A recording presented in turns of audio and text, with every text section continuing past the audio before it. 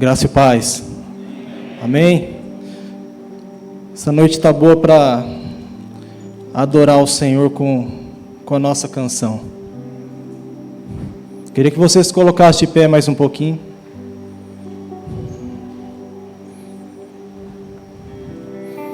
Nós vamos cantar.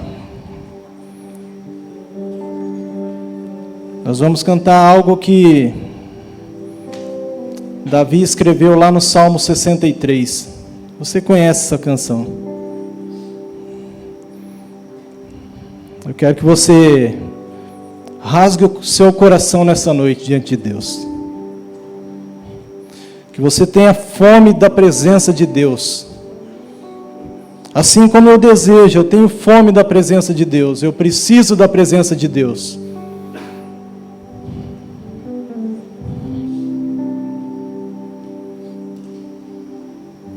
Bem cedo eu te buscarei. De madrugada eu me achegarei a ti. Minha alma te anela e tem sede para ver tua glória e teu poder.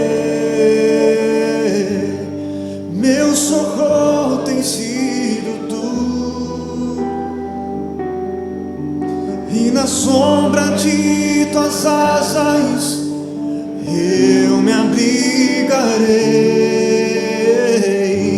Minha alma está pegada a ti, porque tua destra, oh, me tem sustentado. Oh, tua destra me tem sustentado.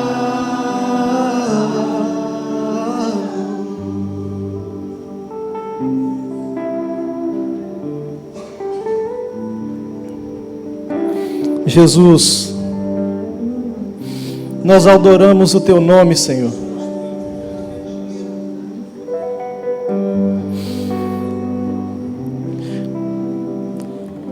Só o Senhor é digno de receber toda a honra, toda a glória, toda a adoração. Se nós estamos aqui nessa noite, foi porque um dia o Senhor se despiu da sua glória. O Verbo de Deus, o Verbo vivo de Deus se fez carne e habitou entre nós. E nós vimos a sua glória, a glória como do unigênito do Pai.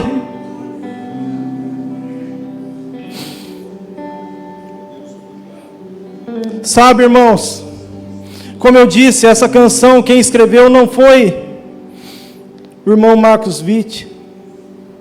Foi o salmista Davi, quando ele estava fugindo para o deserto. O Salmo 63 relata essa canção.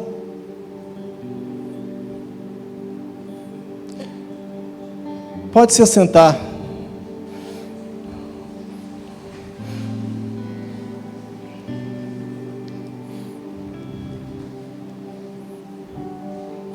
E provavelmente Davi estava fugindo do seu filho Absalão.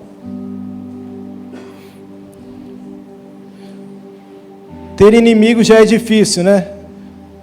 Ter um próprio filho como inimigo deve ser terrível.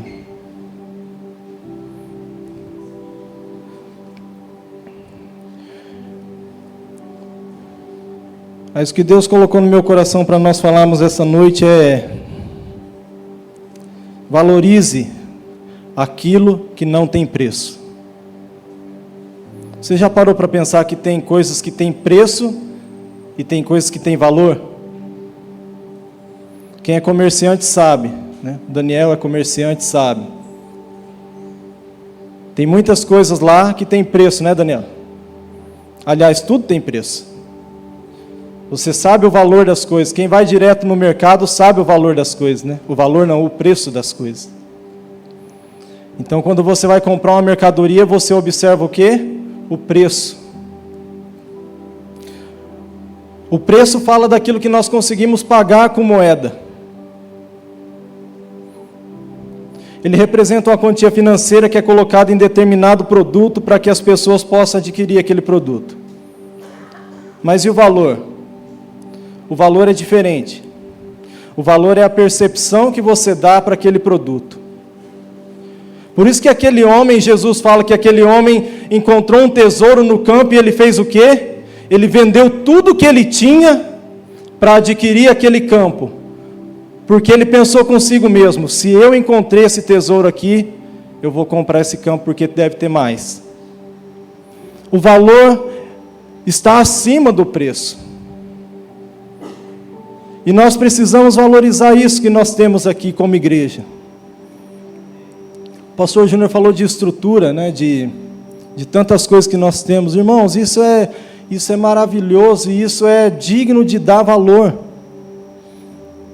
Tem coisas que nós temos que o dinheiro não compra. A salvação é uma delas. Por isso que a palavra de Deus diz que por bom preço fostes comprados. Não com ouro ou prata ou coisas preciosas, mas com precioso sangue, como de um cordeiro imaculado, um cordeiro sem pecado, um cordeiro sem mácula. Aquele que não tinha pecado, mas se fez pecado por nós, e hoje nós estamos aqui, salvos, livres, redimidos no sangue de Jesus. Tem coisas que não tem, o valor é imensurável. O valor, então, é a percepção que se tem de determinado produto ou serviço, ou até mesmo determinadas situações. O pastor Júnior foi muito didático hoje, ele me ajudou bastante. Às vezes você pega a sua família e vai para um local, ou você vai comer, né, ou você vai passear, enfim. E não importa o valor, o preço que você paga em determinadas coisas, mas o valor que aquele momento tem é imensurável. As lembranças que esses momentos trazem são imensuráveis. Por isso existem coisas que não tem como precificar. Eu não sei se existe essa palavra no português, mas o português é tão bom que deixa a gente criar a palavra, né? Então não tem como você precificar determinadas coisas. Por quê? Porque o valor delas é incalculável.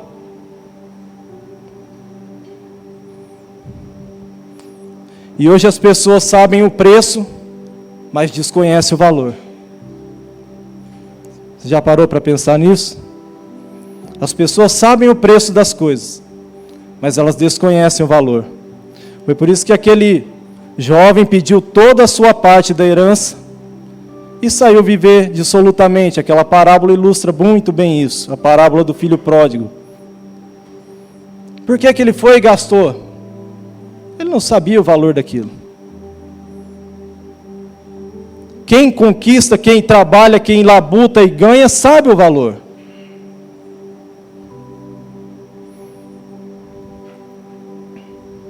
Por isso muitos acham difícil o preço que se paga para ser cristão, por desconhecerem o valor do sacrifício de Jesus.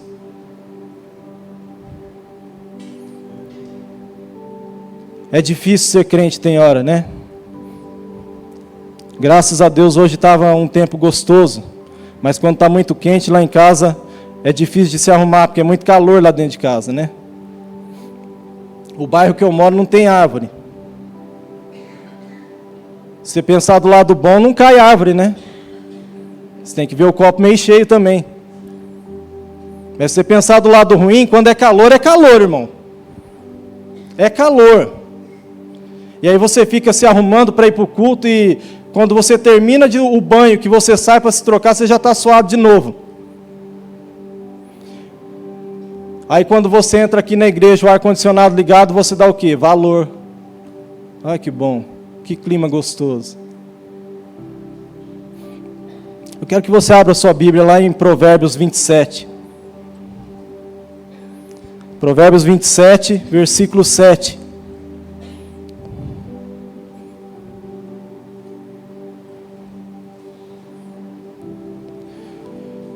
Oh, Jesus.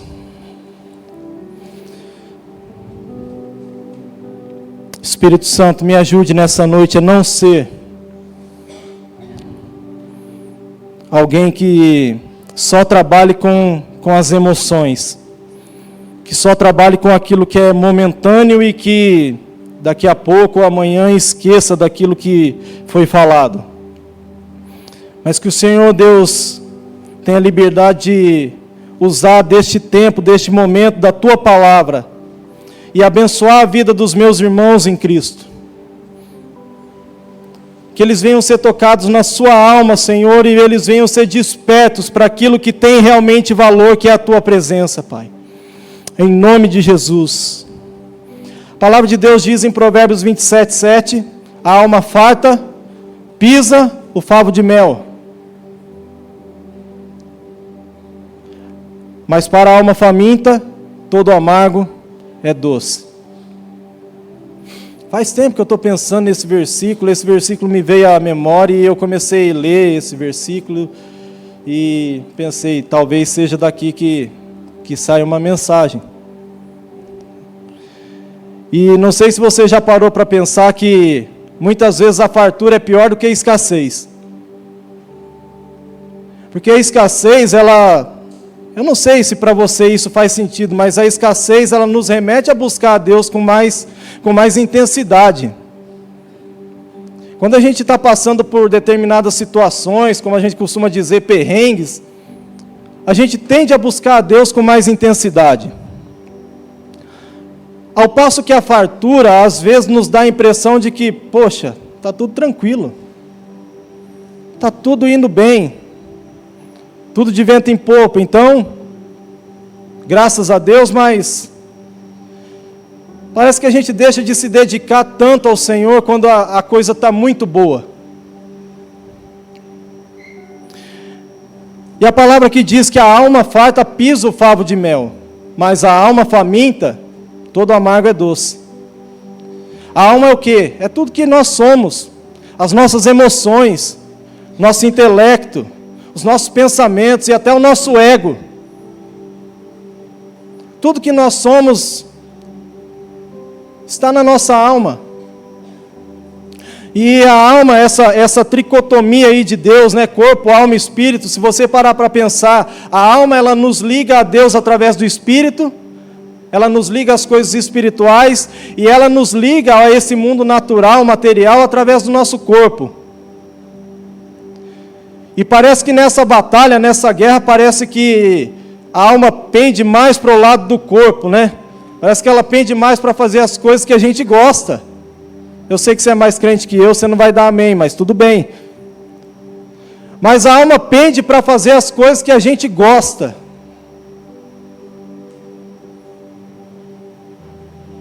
Irmãos, eu me converti em 2005. Eu sei que tem pessoas que são mais velhas na fé do que eu e vão concordar comigo. Há um tempo atrás, aí vamos considerar aí 20 anos, 25, 30 anos. Você chegava à tarde, no domingo à tarde, na casa de um crente, ele começava a ficar inquieto. Será que esse cara não vai embora, meu Deus do céu? Eu preciso ir para a igreja. Ele ficava inquieto, ele ficava coçando, né? E não tem como mandar a pessoa embora, mas ele está querendo ir para a igreja. E às vezes ele convidava e a pessoa falava que não queria ir. Aí ficava aquele impasse, né? E agora, o que eu faço? Mas parece que hoje nós perdemos essa vontade de estar na casa de Deus, como Davi disse. Alegrei-me quando me disseram, vamos para a casa do Senhor. Parece que hoje chega a pessoa 5 horas da tarde lá em casa no domingo, eu falo, meu Deus, mandou do céu. Não preciso tomar banho. Não preciso ir para a igreja hoje. Aonde nós perdemos a vontade de estar na presença de Deus, eu fico me perguntando. Eu estou me perguntando, quando eu faço essa pergunta é para mim, porque eu não estou com vocês, né? Aonde que eu perdi a vontade de estar na casa de Deus, de fazer as coisas de Deus? Aonde que foi que eu entendi que ir no shopping... Irmãos, eu gosto de ir no shopping. Se deixasse eu morava lá. É mais gostoso que minha casa. Não é mais gostoso, porque minha casa tem minha família, minha cama. Minha casa tem o conforto, né? A casa da gente é a coisa mais gostosa do mundo. Mas, irmãos, onde foi que nós perdemos essa vontade de estar na casa de Deus e nós trocamos por coisas que vão passar? Se você parar para pensar, a semana tem 7 dias. Cada dia tem 24 horas. Se você for bom de matemática, igual eu e o Du, que mexe com matemática o dia inteiro, você vai pensar que 24 vezes 7 é 168. 168 horas na semana. Nós viemos à igreja quantas horas por semana? E tem vezes que nós achamos muito, viu?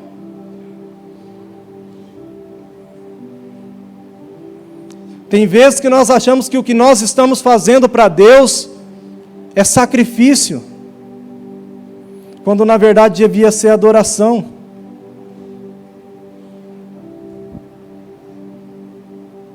Então eu fiquei pensando que o sucesso às vezes é pior do que o fracasso.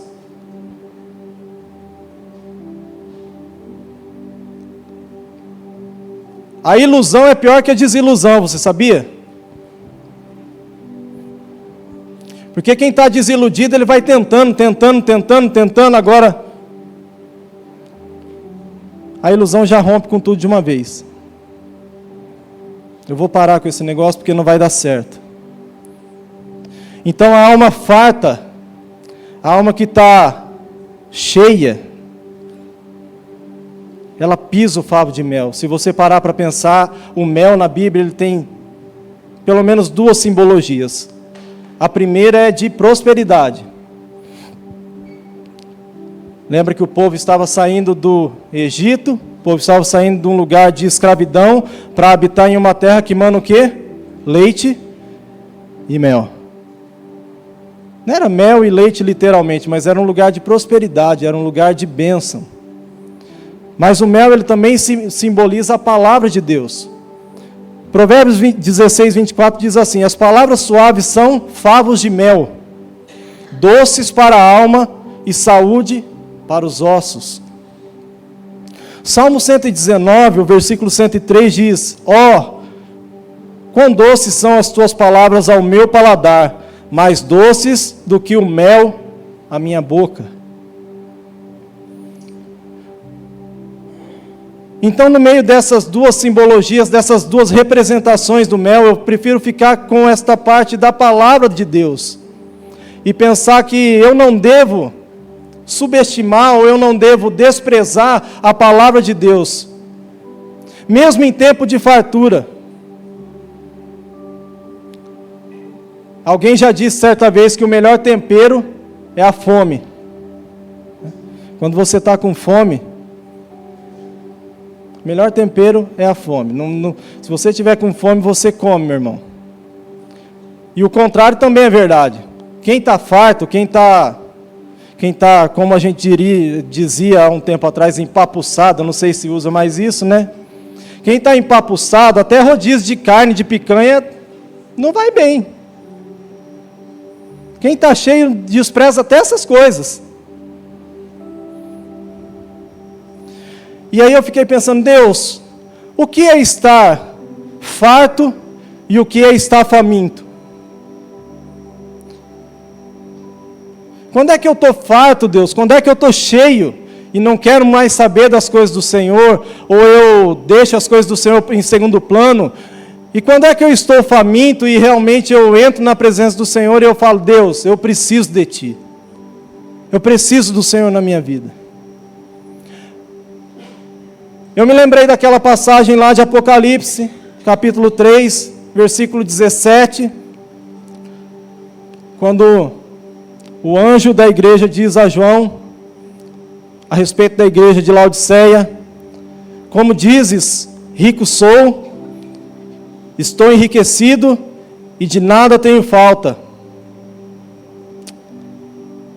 É pesado, né?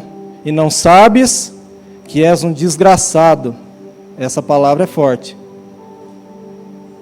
É miserável, pobre, cego e nu. Versículo 19 diz assim: eu repreendo e castigo a todos quanto amo. Glória a Deus. Glória a Deus porque Ele repreende e castiga porque Ele ama. Sejam zelosos e arrependam-se. Então eu fiquei pensando que uma alma farta, ela faz isso aqui. Uma alma farta, ela acha que está tudo bem, que ela é rica, que ela é abastada, que ela não precisa de nada. Uma pessoa que está farta da presença de Deus, farta no sentido de o que eu tenho está bom, eu não quero buscar mais a Deus, ela acaba deixando essas coisas acontecer, e eu sinceramente eu penso que eu não quero um dia chegar diante de Deus e Ele falar para mim, você não é nem frio, você também não é quente, você é morno. O que você está fazendo para mim não tem relevância, eu estou a ponto de vomitar você da minha boca. Eu não quero um dia chegar diante de Deus e Ele falar para mim assim, eu te dei a oportunidade de se arrepender, de fazer o correto, de entrar por um caminho certo, de fazer a coisa da forma correta. Mas você preferiu continuar no erro. Com muito temor eu falo isso, irmãos, porque eu sei que eu estou diante da igreja do Senhor. Vocês foram comprados por bom preço. Eu não tenho direito de abrir a minha boca e ferir ninguém aqui. Eu não tenho direito de vir aqui e vomitar coisas que não são da parte de Deus. Mas há coisas, há situações que nós precisamos refletir. Deus, será que o que eu estou fazendo é bom? Será que eu posso fazer melhor? Será que tem algum lugar que eu posso diminuir a intensidade?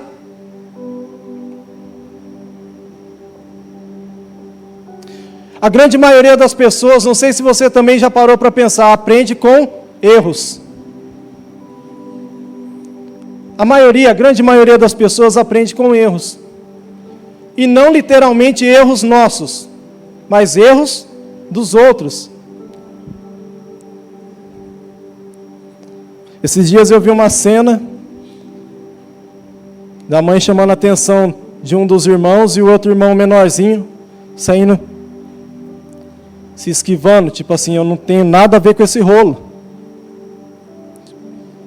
Não fui eu que errei, não. Tipo assim, a criança pequenininha, já sabendo que o irmão estava fazendo algo que desagradou o pai e a mãe, a criança pequena pegou e se retirou e falou, como se ela dissesse, né? Chama a atenção do meu irmão.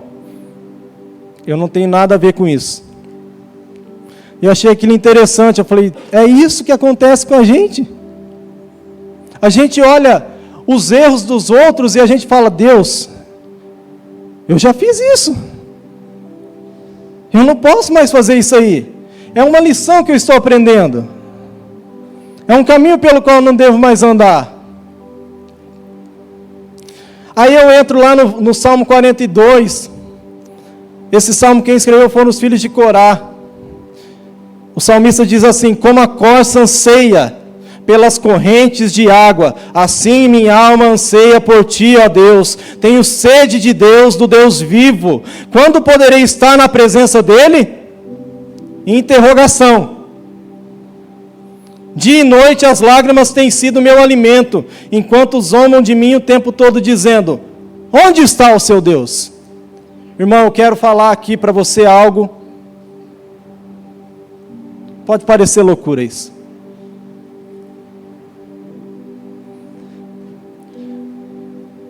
Eu ouvi isso hoje cedo e eu quero reproduzir aqui. Você vai ser sal para salgar pessoas que ainda não conhecem a Jesus. Você vai ser luz no meio de pessoas que estão andando em trevas.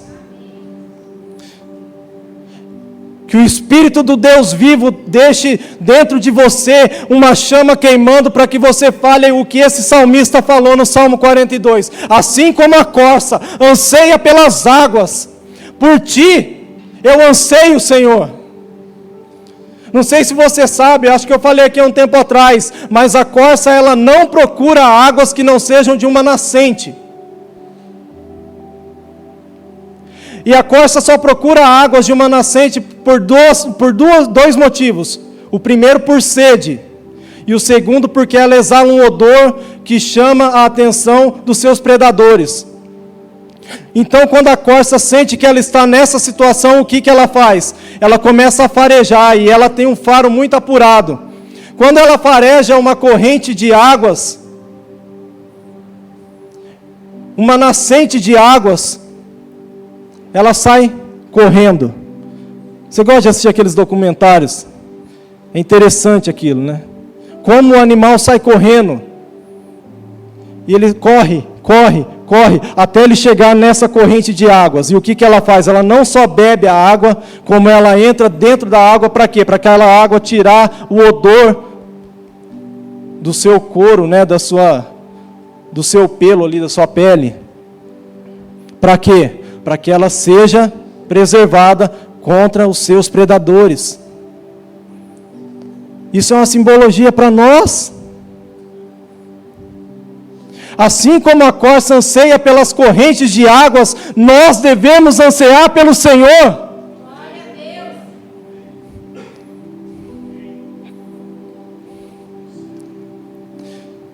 E é interessante, irmãos, eu quero quebrar um paradigma aqui. Eu sei que tem pessoas que podem pensar assim, eu quero quebrar um paradigma aqui. Tem pessoas que falam, Deus não escuta quem está em pecado, Deus escuta e restaura. Como que Deus não vai escutar uma alma que está em pecado clamando?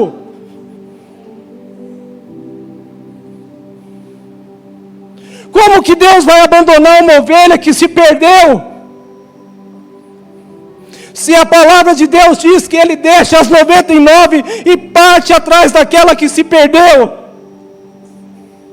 Por que nós temos essa limitação de mente de pensar assim, se desviou? Deixa para lá, escolheu. Tudo bem, escolhas existem, mas Deus não abandona os seus.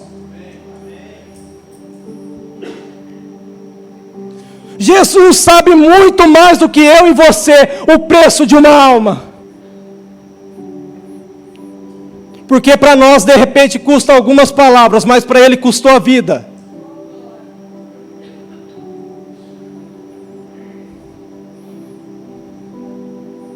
E se para Ele custou a vida, nem a morte pôde o conter.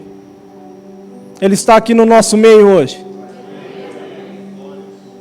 Ele está aqui para te curar, para te tocar, para te restaurar. Ele está aqui para tocar na sua alma hoje. A palavra de Deus diz que Ele penetra juntas e medulas. Ele divide os pensamentos, Ele vai no mais profundo da sua alma nessa noite, para te trazer de volta aos planos, aos propósitos dEle para a sua vida.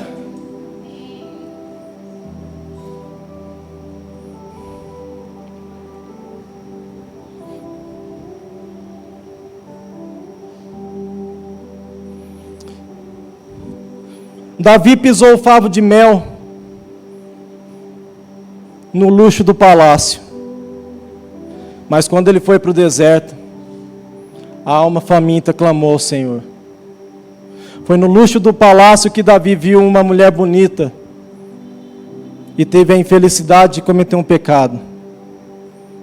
Mas foi numa terra longínqua, seca, sem água, sem nada aparentemente, que ele clamou ao Senhor. Você acabou de cantar o Salmo 63. Eu te busco cedo, Deus. Bem cedo eu te busco. Nós recebemos um vídeo aí essa semana, acho que foi anteontem, no grupo aí de missões. Um vídeo muito pertinente, porque um missionário americano estava na Etiópia. A Etiópia ficou 17 anos debaixo do governo opressor. E esse missionário estava ali vendo tudo o que estava acontecendo na Etiópia. Um dia ele foi para uma cidade no sul da Etiópia e ele conheceu um pastor que tinha uma especialidade: pregar em funerais. Eu queria chegar num funeral e mandar um morto ressuscitar. Aliás, eu posso fazer, né? Se vai ressuscitar, aí depende de Deus, né? Comigo. Mas o pastor tinha uma especialidade, ele gostava de pregar em funeral. Para a alma faminta, todo amargo é doce. A alma faminta vai no funeral e ganha almas para Jesus. E ele pregava nos funerais e o governo opressor chegava nele, prendia ele, levava ele para a prisão, depois soltava. O que ele fazia? Achava outro funeral.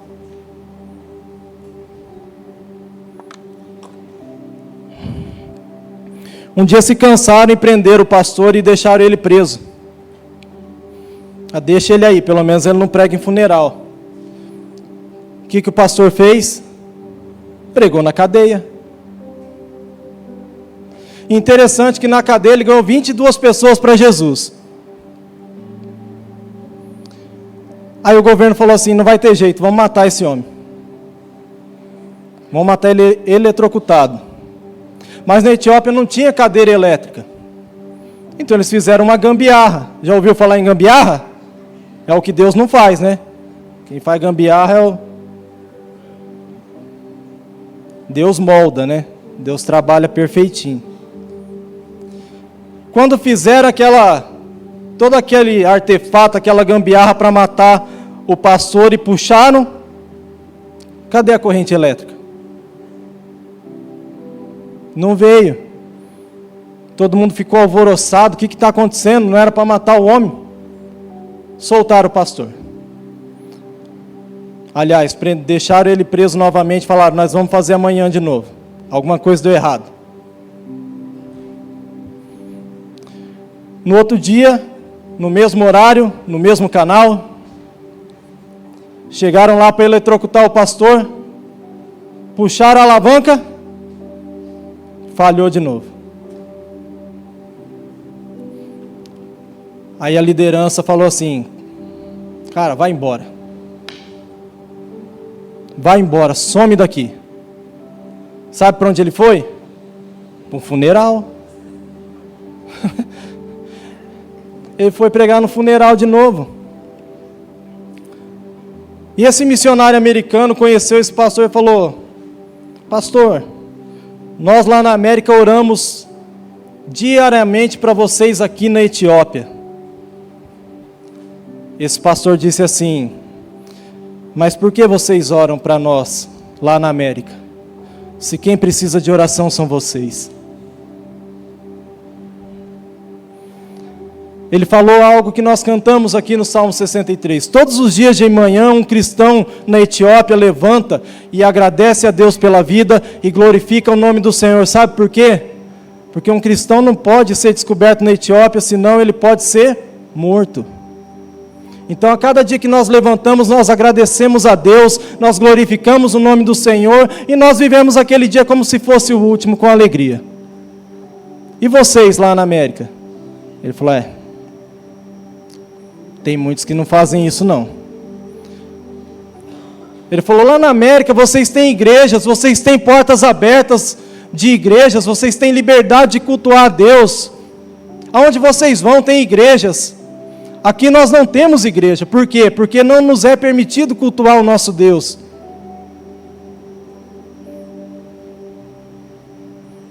E o que nós fazemos? Nós cultuamos a Deus de forma escondida. 007, né? Cultuamos a Deus escondido. Vocês lá na América têm tantas igrejas, elas estão cheias? Não, não estão, pastor. Aí ele falou, aqui na Etiópia, nós só temos uma Bíblia. E com medo da repressão do governo, se o governo pegar essa Bíblia, ele vai destruir, ele vai queimar, ele vai fazer algo que não vai sobrar nada. Você sabe o que nós fazemos? Nós pegamos a Bíblia, chamamos os irmãos, começamos a cortar as páginas, e cada um leva uma porção da Bíblia embora. E aí quando nós nos reunimos de novo para cultuar a Deus, alguém fala assim, o pastor fala, eu preciso que alguém leia Isaías 53, e o irmão que levou aquela página embora se levanta e lê o texto de Isaías 53, e toda a congregação começa a glorificar a Deus. Vocês lá na América, vocês têm 8, 10 Bíblias dentro de casa, vocês leem a Bíblia todo dia? O missionário falou: não, realmente muitas vezes nós passamos o dia sem ler a Bíblia. Então o pastor falou para ele: é por isso que nós oramos por vocês, porque vocês precisam de oração e não nós. Você já parou para pensar que a gente pensa errado, irmãos? A gente pensa que quem está sofrendo opressão por causa do nome de Jesus é que está mal. Não, eles estão bem. Eles estão felizes porque eles sabem que eles estão cumprindo o chamado de Deus para a vida deles. Não importa se o governo vai prender, se vai matar, se vai puxar a alavanca e não vir corrente elétrica. Não importa, mas eles estão felizes vivendo daquela forma, agradando o coração de Deus. A nossa liberdade, às vezes, faz com que a gente pise o favo de mel.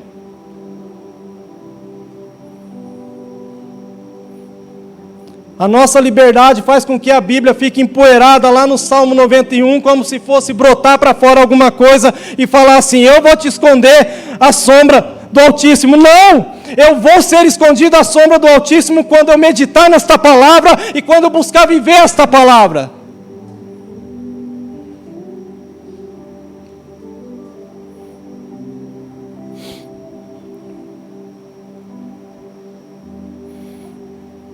Eu quero encerrar e quero que você abra sua Bíblia lá em Marcos 7.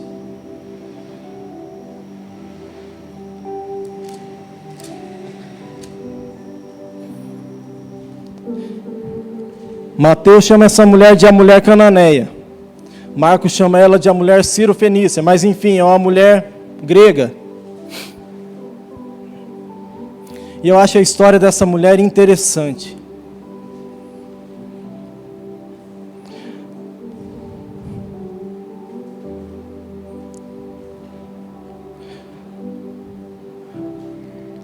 Marcos 7, 24 diz: levantando-se partiu dali para as terras de Tiro e Sidom.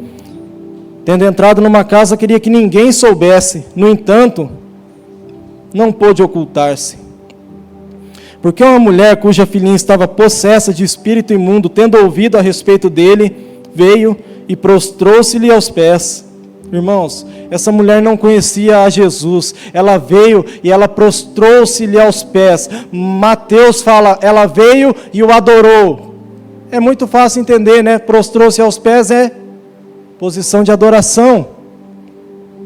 Ela veio e ela se prostrou. Esta mulher era grega, de origem ciro-fenícia, e rogava que expelisse da sua filha o demônio. Mas Jesus disse... Eu quero ler esse versículo na versão A Mensagem, tá? Espere sua vez, Jesus disse. Os filhos devem ser alimentados primeiro. Se sobrar alguma coisa, os cachorrinhos vão poder comer. Jesus xingou essa mulher? Não. Havia um costume e havia ali uma divisão entre judeus e aqueles que não eram, os gentios, na verdade, né? E Jesus falou assim, entre outras palavras, eu achei interessante essa versão da mensagem, porque ele disse, espere a sua vez. Primeiro deixe eu alimentar os filhos, e depois se sobrar, aí você pode comer. Mas essa mulher chegou e disse o quê? Ela, porém, respondeu, sim, Senhor. Mas os cachorrinhos, debaixo da mesa, comem das migalhas das crianças. Então lhe disse Jesus, por causa desta palavra, podes ir, o demônio já saiu da tua filha. Eu queria encerrar com esse versículo porque para mim essa mulher é uma das pessoas mais surpreendentes na palavra de Deus, para mim. Ela encontrou o favor de Deus, mesmo não sendo uma pessoa que vivia no meio do povo de Deus. Ela encontrou uma chave, eu costumo falar para os meninos, ela tirou um coelho da cartola. Ela encontrou algo que surpreendeu o coração de Jesus. Talvez seja isso que nós estamos precisando, uma palavra que surpreenda o coração de Jesus e coisas espirituais serão destravadas nas nossas vidas. Uma palavra que nós demos e Jesus olhar e falar, olha, boa essa tua fé, bacana esta tua fé, vai e seja feito conforme você pediu. Você que está passando por uma enfermidade, eu quero dizer para você nesta noite, surpreenda o coração de Jesus, tenha uma fé ousada na presença dEle, e Ele vai te surpreender nesta semana. É nesta semana. Fique de pé. Vamos adorar o Senhor.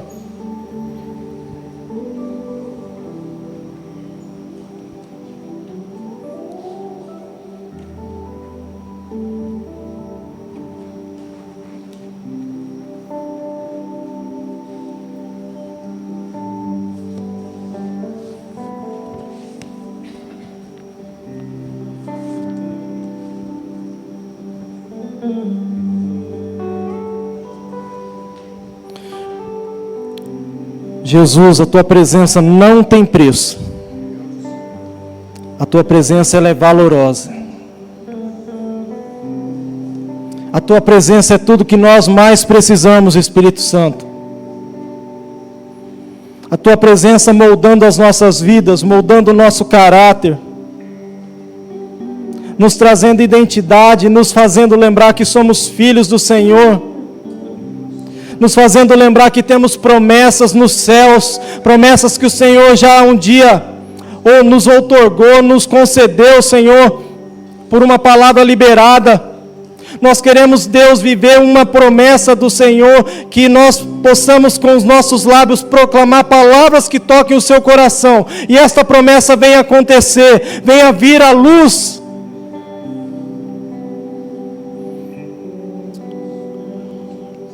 Aleluia. Cedo eu te buscarei, de madrugada eu me achegarei a ti.